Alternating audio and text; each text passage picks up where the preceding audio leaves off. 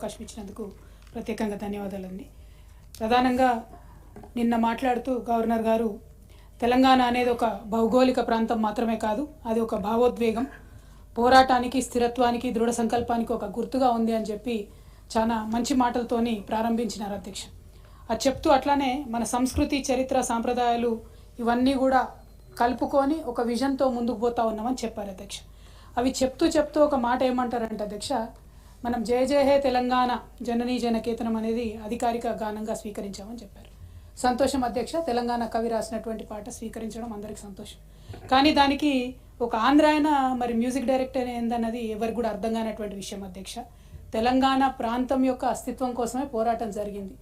దానికి మరి మన దగ్గర మ్యూజిక్ డైరెక్టర్లే లేనట్టుగా ఒక కీరవాణి గారిని తీసుకొచ్చి దానికి మ్యూజిక్ డైరెక్షన్ అన్నది చాలా సోషల్ మీడియాలో, మాధ్యమాల్లో అంతటా కూడా అభ్యంతరం వ్యక్తమవుతున్నటువంటి విషయం అధ్యక్ష. అట్లానే తెలంగాణ తల్లి విగ్రహ అధికార స్వీకరణ రాష్ట్ర విశిష్ట గుర్తింపును, సమ్మిళిత స్ఫూర్తిని మరింత పటిష్టపరుస్తుందని చెప్పినారు అధ్యక్ష. అధ్యక్ష, ఇక్కడ ఒక రిక్వెస్ట్ ఏంటంటే, తెలంగాణ తల్లి ఉద్యమ సందర్భంలో వేలాదిగా పెట్టుకున్నాం అధ్యక్ష. అందులో తమ్మర్ పాల్గొన్నారు, కోదండరాం సార్ పాల్గొన్నారు, జూపల్లి కృష్ణారావు గారు పాల్గొన్నారు. ఇక్కడ ఉన్నటువంటి అనేక మంది పెద్దలు కూడా ఉద్యమంలో సమ్మిళితమై, సీతక్క గారు కూడా ఆనాడు నిరాహార దీక్ష చేసారు. ఒకరు కాదు, ఇద్దరు కాదు. తెలంగాణ తల్లికి దండ అయినటువంటి వ్యక్తి తెలంగాణలో లేరు అధ్యక్ష. కానీ అదే తెలంగాణ తల్లికి కేవలం ఒక గెజెట్ లేదు, ఒక జీవో ఇవ్వలేదని చెప్పి ఆవిడ స్వరూప స్వభావాన్ని మార్చేసి ఆమెను ఒక మామూలు తల్లిని చేసిండ్రు అధ్యక్ష. తెలంగాణ అంటే ఒక ప్రత్యేకత, ఒక బతుకమ్మ, ఒక బోనము ఉంటేనే ప్రత్యేకత. పోనీ మీకు బతుకమ్మ నచ్చలేదు అనుకోండి, బోనం పెట్టేది ఉంటుంది. కేవలం మన తెలంగాణలో ప్రత్యేకత ఉన్నది కదా. ఏది లేకుండా సంపూర్ణంగా తెలంగాణ తల్లి విగ్రహ రూపాన్ని మార్చి మళ్ళీ దాన్ని ఇక్కడ గవర్నర్ గారి చేత ఇది మన ఆత్మగౌరవానికి, సాధికారితకు చిహ్నంగా ఉంది అని అంటే దీన్ని మెజారిటీ తెలంగాణ ప్రజలు ఇలా యాక్సెప్ట్ చేసేటటువంటి పరిస్థితిలో లేదన్న విషయాన్ని తమరు గమనించాలి అధ్యక్ష. ప్రభుత్వాన్ని గమనించాల్సిందిగా కోరుతా ఉన్నాను అధ్యక్ష. అట్లానే ఈ సంవత్సరం అధ్యక్ష మేము పదే వారికి గుర్తు చేసినాము. దాశరథి గారు అధ్యక్ష చాలా గొప్ప కవి, ఎందుకంటే సంస్కృతి సాంప్రదాయాల మీదనే గవర్నర్ గారు ఫోకస్ చేస్తున్నారు కాబట్టి ఈ సూచన చేస్తా ఉన్నాం అధ్యక్ష. వారి శత జయంతి సంవత్సరం అధ్యక్ష. నా తెలంగాణ కోటి రతనాల వినా అన్నాడు మా నిజామాబాద్ జైలు గోడల మీదనే బొగ్గుతో రాసినటువంటి గొప్ప కవి అధ్యక్ష. తను స్వాతంత్ర సమరయోధుడు. ఇది వారి శత జయంతి సంవత్సరం అధ్యక్ష. ఇంతవరకు ప్రభుత్వం నుండి కనీసం ఒక మంచి కార్యక్రమం కానీ చేస్తామని అప్పుడెప్పుడో 5-6 నెలల కింద ఒక స్టేట్మెంట్ వచ్చింది తప్పితే కనీసం ఒక కార్యక్రమం కూడా లేకపోవడం కొంచెం బాధాకరం అధ్యక్ష. చాలా గ్రాండ్గా, అద్భుతంగా వారి యొక్క శత జయంతి సంవత్సరాన్ని ప్రభుత్వం నిర్వహించాలని చెప్పి ఈ సందర్భంగా మేము డిమాండ్ చేస్తూ ఉన్నాం అధ్యక్ష. అట్లానే 11వ పాయింట్లో అధ్యక్ష గవర్నర్ గారు ఏమంటారంటే, 2,60,00,000 మెట్రిక్ టన్నుల ఉత్పత్తి రికార్డు స్థాయిలో దేశంలోనే అత్యధిక వరి ఉత్పత్తిదారుగా తెలంగాణ ఆవిర్భవించింది అని చెప్పినారు అధ్యక్ష. దీనిలో మరి కాళేశ్వరం పాత్ర లేదా అధ్యక్ష? కాళేశ్వరం ఉంది కాబట్టే 2,64,00,000 వచ్చింది. అంతకుముందు తెలంగాణ రాకముందు 64,00,000 మెట్రిక్ టన్నులు మాత్రమే మన తెలంగాణ యొక్క పంట ఉండే అధ్యక్ష. 10 సంవత్సరాల్లో ఏం జరిగింది బీఆర్ఎస్ పాలన అని చెప్పి ఇప్పుడు పెద్దలు కోదండరాం గారైనా, ఇందాక మాట్లాడిన ఏవిఎన్ రెడ్డి గారు అనే ప్రతి ఒక్కరు కూడా మాట్లాడుతూ ఉన్నారు అధ్యక్ష.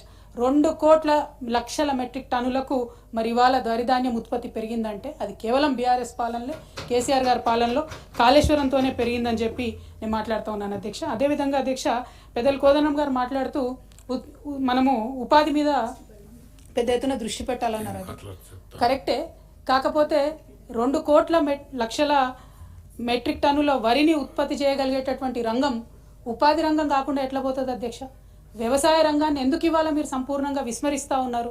అదే కాళేశ్వరంలో మేడిగడ్డ రిజర్వాయర్ని బూచిగా చూపించి ఇవాళ మొత్తం యావన్ తెలంగాణలో పంటలు ఎండిపోతున్నాయి కదా అధ్యక్ష. తమరి జిల్లాలో తమరికి కూడా తెలుసు అధ్యక్ష. ఇదివరకు కాళేశ్వరం నుంచి ఏం చేసినాం మనం? ప్రతి చెరువుని నింపినాం. వాటర్ టేబుల్ పెరిగింది, 7 మీటర్ల పైచిలకు వాటర్ టేబుల్ పెరిగింది. ఇవాళ నేను చెప్పే స్టోరీ కాదు అధ్యక్ష. సోషల్ మీడియాలో మీరు ఎక్కడ చూసినా రైతులే స్వయంగా వీడియోలు తీసుకొని తమ పంటలు తాము నిప్పు పెట్టుకుంటున్నారు, మేకలను వదిలిపెడుతున్నారు, గోదలను వదిలిపెడుతున్నారు తినేసేమని చెప్పి. ఎందుకంటే వారు ఏం చేయలేని పరిస్థితిలో ఉన్నారు అధ్యక్ష. నా రిక్వెస్ట్ ఏంటంటే అధ్యక్ష, ఉపాధి అంటే కేవలం సూటు బూటు వేసుకొని ఏసీ ఆఫీసులలో కూర్చునేది ఉపాధి కాదు. మన చేత మన ఇంట్లో మనం గొర్రెలు పెంచుకున్నా, చేపలు పెంచుకున్నా, వ్యవసాయం చేసినా, ఇంకో పని చేసినా అది కూడా ఉపాధి అవుతుంది అధ్యక్ష. దాని మీద కూడా దయచేసి చిన్న చూపు చూడవద్దని చెప్పి నేను ప్రభుత్వాన్ని కోరుతా ఉన్నాను అధ్యక్ష. 12వ పాయింట్లో గవర్నర్ గారు మాట్లాడారు అధ్యక్ష. మేము 20,000 కోట్ల రూపాయలు రుణమాఫీ చేసినామని చెప్పి చెప్పినారు అధ్యక్ష. అంతకుముందు ఎన్నికల సందర్భంలో వాళ్ళు ఒక మాట మాట్లాడినారు అధ్యక్ష. 2 లక్షలు మేము రుణం మాఫీ చేస్తాము, మీరు ఇప్పటికైతే ఎవరైనా ₹1,00,000 తీసుకుంటే అర్జెంటుగా బ్యాంకుకు పోండి, రుణం తెచ్చుకోండి అన్నారు అధ్యక్ష. అంటే ఎస్పెషల్లీ అధ్యక్ష, నేను తమరికి కూడా తెలుసు, తమరి జిల్లాలో గిరిజనులు ఎక్కువ ఉంటారు అధ్యక్ష. 10% మన రాష్ట్రంలో గిరిజనులు ఉంటే 20 లక్షల ఎకరాల పైచిలకు వాళ్ళ దగ్గర భూమి ఉన్నది అధ్యక్ష. ఒక్కొక్క గిరిజన బిడ్డ అధ్యక్ష ఇవాళ తండ్రి పేరు మీద, కొడుకు పేరు మీద, బిడ్డ పేరు మీద 2 లక్షల రూపాయలు రుణం తెచ్చుకుంటే అధ్యక్ష 7-8 లక్షల రూపాయలు ఆ ఇళ్లలో అప్పయింది. కానీ ప్రభుత్వం మాత్రం మరి కేవలం 20,000 కోట్లు ఇచ్చి 25 లక్షల మందికి మాత్రం అప్పు తీర్చినామని చెప్తున్నారు అధ్యక్ష. ఇప్పటికీ కూడా అప్పు తీరక సంపూర్ణంగా రుణమాఫీ కాక అనేక కుటుంబాలు బాధపడతా ఉన్నాయి అధ్యక్ష. మరి ఆ సందర్భాన్ని దాన్ని ఎగ్జాక్ట్లీ అది చెప్పకుండా అసలు ఎస్టిమేషన్ ఒక 50,000 కోట్ల రూపాయలు అయితేనే 2 లక్షల రుణమాఫీ అవుతుంది అధ్యక్ష. అది కాకుండా కేవలం 20,000 కోట్లు చేశామని గవర్నర్ గారితో చెప్పించడం అన్నది ఇది ప్రభుత్వం గవర్నర్ గారిని తప్పుదోవ పట్టిస్తుంది అధ్యక్ష, రైతులను మన ప్రజలను కూడా తప్పుదోవ పట్టిస్తుంది అన్న విషయాన్ని నేను ఈ సందర్భంగా తెలియజేస్తా ఉన్నానండి. అదేవిధంగా 500 రూపాయల బోనస్ ఇచ్చినామని చెప్తా ఉన్నారు అధ్యక్ష. ఇది మాత్రం నేను కొద్దిగా అన్పార్లమెంటరీ అయినా బోగస్ అనే పదాన్ని వాడాల్సి వస్తుంది అధ్యక్ష. ఎందుకంటే ఇది గుండెల్లోంచి వచ్చేటటువంటి బాధ అధ్యక్ష. ప్రతి రైతు ఎక్కడికి పోయినా మీరు మాట్లాడండి ఈ విషయం మాకు బోనస్ రాలేదని చెప్తున్నటువంటి పరిస్థితి ఉంది అధ్యక్ష. దీన్ని 16వ పాయింట్ కింద గవర్నర్ ప్రసంగంలో పెట్టినారు. ఇది చాలా దారుణం అని చెప్పి నేను తెలియజేస్తా ఉన్నాను అధ్యక్ష.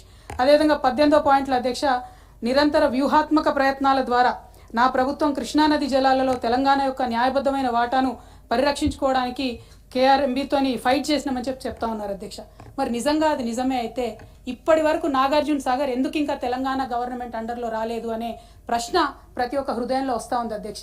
అటుపక్క లెఫ్ట్ బ్యాంక్ కెనాల్ నుంచి వాళ్ళు వరుసపెట్టి నీళ్లు తీసుకుపోతుంటే కనీసం మన ఇంజనీర్లు అటుపక్క పోయి కొలత తీసుకోలేనటువంటి పరిస్థితిలో ఉంటే మరి ఎందుకు నాగార్జున సాగర్ని స్వాధీనం చేసుకోలేకపోతున్నారో ప్రభుత్వం ఆన్సర్ చేయాల్సినటువంటి అవసరం ఉందని చెప్పి తెలియజేస్తా ఉన్నాను అధ్యక్ష.